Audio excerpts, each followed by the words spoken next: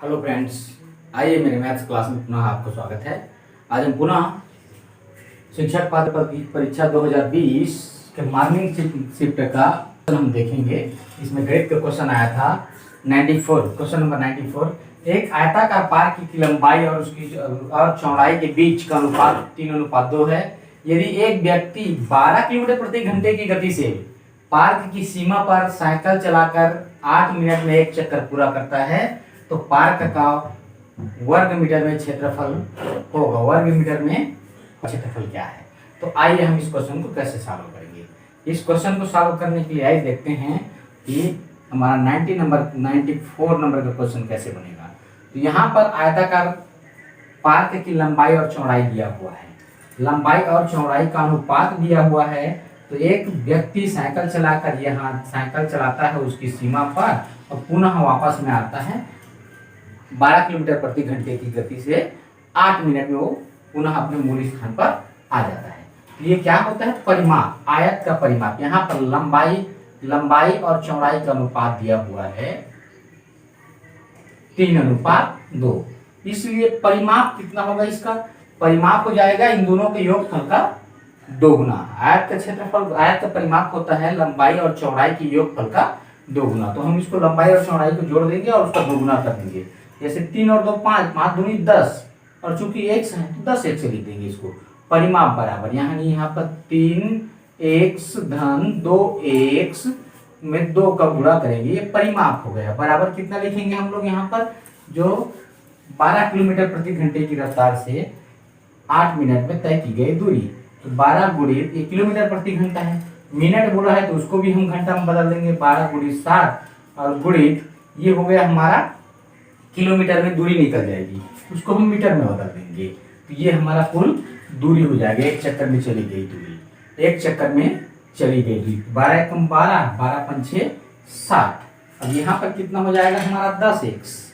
10x बराबर सीधा यहाँ पर 5, 5 दूनी 10, 5 शून्य शून्य, 5 शून्य शून्य, 8 दूनी 1600।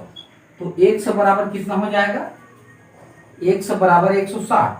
x बराबर 160 हमारा x का वैल्यू आ जाएगा। इसलिए क्षेत्रफल, अब क्षेत्रफल पूछा है इसलिए क्षेत्रफल बराबर, तो क्षेत्रफल कितना होगा इन दोनों के गुणनफल का? 3 दूनी 6, 6 यानी 1 6 और 1 से स्क्वायर, 6 1 से स्क्वायर, x बराबर 16। तो 6 गुणित 160 गुणित 160 हम कर देंगे। तो ये हो जाएगा हमारा 6 गुणित 16 का वर्ग होता है 256 और 2 तो 0। इसका आंसर हमारा क्या आ जाएगा? 6 शून्य शून्य, 6 शून्य शून्य, 6 7 36 की 6 हासिल 3, 6 पंचे 30, 3 33 और 6 दूनी 12 और 3 15, 15 36, 15 कितना आ गया ये हमारा? 15 36 00 यानी 1,53,600 वर्ग मीटर ये हमारा क्षेत्रफल होगा। इस प्रकार हमारा ऑप्शन नंबर कितना आएगा? Option number B. इसको हम एकदम शॉर्ट तरीके से बनाएंगे।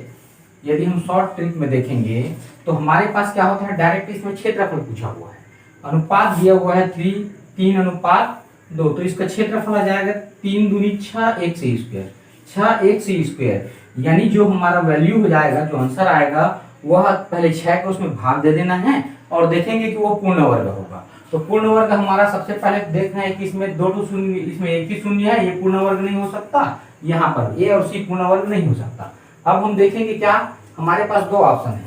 एक तो ऑप्शन आ गया हमारा 15 36 00 और दूसरा कितना 3072 00 यानी 3,07,200। तो हम देखेंगे इसमें 6 का भाग देंगे, उसके बाद जो संख्या पूर्ण वर्ग होगा वही हमारा ऑप्शन हो जाएगा। 6 का भाग देंगे तो 6 दूनी 12 और 3 6 पंचे 30 और फिर 6 6 36 और 00 ये आ गया पूर्ण वर्ग है। 25,600 यानी हम 2 को डबल शून्य को छोड़ दें तो 256 16 का वर्ग होता है। और बाकी ये कोई पूर्ण वर्ग ये हमारा 3,07,200 पूर्ण वर्ग नहीं है। तो हमारा ऑप्शन सिर्फ यही एक आता, कौन सा? 1,53,600। आइए कैसे देखते हैं। अगर हम दोनों को देखें, उसको चेक करें, उसमें भी 00 है 30 72 00। अगर मैं इसमें 6 का भाग दूं, 6 पंचे 30, 6 कम 6 और 6 दूनी 12, 512। 512 जो है किसी भी संख्या का पूर्ण वर्ग नहीं है, यानी 51,200 पूर्ण वर्ग नहीं है। अतः यह क्या होगा, ऑप्शन नहीं हो सकता। तो हमारा ऑप्शन कौन रहेगा, बी नंबर, यदि हम ऑप्शन से ही तुरंत काटे तो। ठीक है, इस प्रकार इस सवाल का हम लोग सॉल्यूशन देखेंगे। आइए हम देखते हैं सवाल नंबर 94 यानी 95 नंबर का सवाल। 95 नंबर का सवाल कहता है कि 24 सेंटीमीटर, 9 सेंटीमीटर एवं 8 सेंटीमीटर विमाओं वाले एक घनाभ को पिघलाया जाता है और 3 सेंटीमीटर भुजा वाले छोटे छोटे घन बनाए जाते हैं। इस प्रकार के ऐसे कितने घन बनेंगे। तो जब भी किसी की संख्या बोले घन, एक चीज को दूसरे को पिघला करके बनाया गया है तो घनों की संख्या, यहाँ पर घनों की संख्या पूछा है तो घनों की संख्या बराबर हो जाएगा बड़े घन का आयतन या घनाभ का आयतन, घनाभ का आयतन डिवाइडेड बाय, यानी उसको भाग करेंगे घन के आयतन से, घन का आयतन। तो ये हमारा निकल जाएगा क्या, कुल घनों की संख्या। घन का आयतन कितना होगा, लंबाई गुणित चौड़ाई गुणित ऊंचाई, और घनाभ का आयतन, घन का आयतन होता है लंबाई, तीनों भुजाएं एक समान होती है तो तीनों का गुणा में। ठीक है, यहाँ पर आयतन घनाभ का आयतन बटे घन का आयतन, 3 3 के 9, ये 9 कटेगा, 3 एकम 3 अट्ठे 24, यानी 8 अट्ठे 64 घन होंगे। इसका घन बनेगा कितना, 64 घन, जो ऑप्शन नंबर ए है। इस प्रकार ये हमारा सवाल बनेगा। इसमें नेक्स्ट सवाल है 96 नंबर का प्रश्न है कि एक घन की कोण 7 सेंटीमीटर और दूसरा घन का कोण 14 सेंटीमीटर है, उनके सतहों के क्षेत्रफल अनुपात ज्ञात कीजिए। हमें दो घन दिया हुआ है यहाँ पर 96 नंबर का सवाल कि दो घन है जिनका A1 अपान A2, इनके कोणों का अनुपात देख लेते हैं। एक पहले घन का कोण है 7 सेंटीमीटर, दूसरा का है 14 सेंटीमीटर। इनका अनुपात 7 एकम 7, 7 दूनी 14, यानी 1/2 है इनका। A1 अपान A2 बराबर कितना हो गया, 1/2। इसलिए क्षेत्रफलों का S1 अपान S1 अपान S2 बराबर क्या करेंगे हम, 6A1 square upon 6A2 square. 6 से 6 हमारा कैंसिल हो जाएगा, यहाँ क्या आ जाएगा हमारा A1 अपान A2 का होल स्क्वायर। अब यहाँ पर हम मान रख देंगे तो क्या हो जाएगा, 1/2 का होल स्क्वायर यानी 1/4, 1/4। इसका आंसर हमारा यही है, इसका ऑप्शन नंबर बी नंबर। इस प्रकार ये हम क्वेश्चन सॉल्व करेंगे। हमारा नेक्स्ट क्वेश्चन है 101 नंबर का। 101 नंबर यानी हमारा 101 क्वेश्चन है, हल कीजिए। ये सरलीकरण पर है, ये सरलीकरण पर 1/2 यहाँ पर दिया गया है, डिवाइड है ना, सर्पाकार कोष्ठक -2 × 2 + 3 × 20 इज डिवाइडेड बाय 2, और ये बंद हो गया हमारे। तो सबसे पहले हम बदमाश के रूल से हम जानते हैं कि इसमें क्या होता है, बॉड मास निकलता है, बॉड मास। इसमें हम क्या करेंगे, सबसे पहले ब्रैकेट को हल करेंगे। तो हमारे पास ब्रैकेट 3 प्रकार के ब्रैकेट, एक रेखा कोष्ठक मिलकर 4 प्रकार। तो यहाँ पर छोटा कोष्ठक को पहले हल करेंगे। यहाँ पर कितना हो जाएगा, 2 धन 3 यानी ये 5 हो गया। 5 के साथ हमारा 2 ये गुणा है और इधर 20 गुणा है।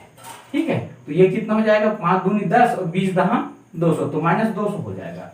-200 हो गया, यहाँ पर वो डिवाइडेड हो रहा है कितने से, 2 से, तो ये कितना हो जाएगा, -100 उसके बाद ये क्या हो रहा है हमारा, 1/2 फिर डिवाइडेड हो रहा है, ये लास्ट बाहर में है, कोष्ठक के बाहर 1/2, तो इसका आधा कितना होगा, -50। आइए फिर देखते हैं, 3 और 2 5, 5 दूनी 10, 10 गुणित 20 यानी 200 हो गया। 20 का आधा, फिर ये वाला हमारा बटे है, इसको आधा करेंगे तो 100 को पुनः आधा होता है 50, ये हमारा -50 हमारा आंसर हो जाएगा। ऑप्शन नंबर सी इसका आंसर होगा। इस प्रकार ये हम मैथमेटिक्स का सॉल्यूशन देखेंगे बहुत ही सरल तरीका से।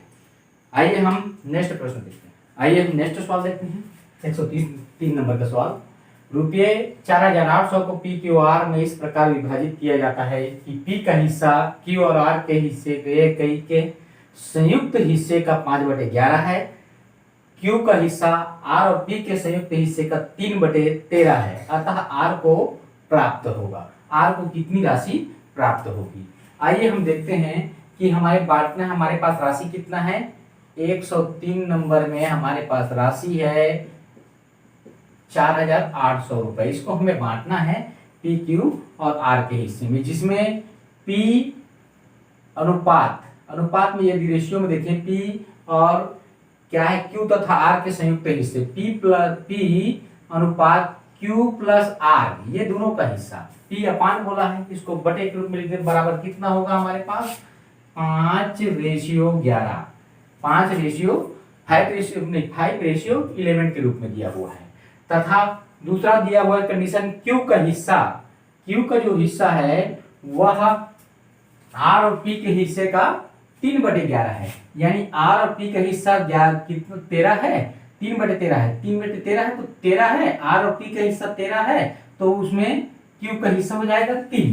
तो हम यहाँ पर इस तरह अनुपात में लिख देंगे क्यू अनुपात आर प्लस पी इनके संयुक्त हिस्सा दोनों का कितना है हमारे पास 3:13 है।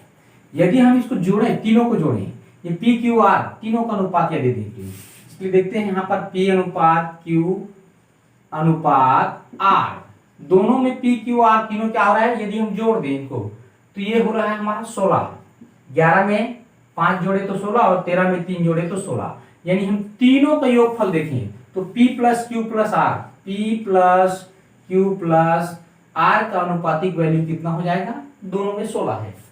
जिसमें से पहला वाला में 16 है तो उसमें P का भाग कितना है, P बराबर 5 है, P बराबर 5, तो P की जगह में मैं 5 रख दूं और Q दूसरे में देख रहे हैं कि Q की जगह में कितना है हमारे पास 3 है, तो P प्लस क्यू बराबर मतलब 5 धन 3 धन R बराबर दिया हुआ है 16, तो यहां पर केवल R बराबर हो जाएगा हमारे पास 16 ऋण 8, 16 ऋण 5 और 3 8, यानी उसका हिस्सा हो जाएगा हमारा 8।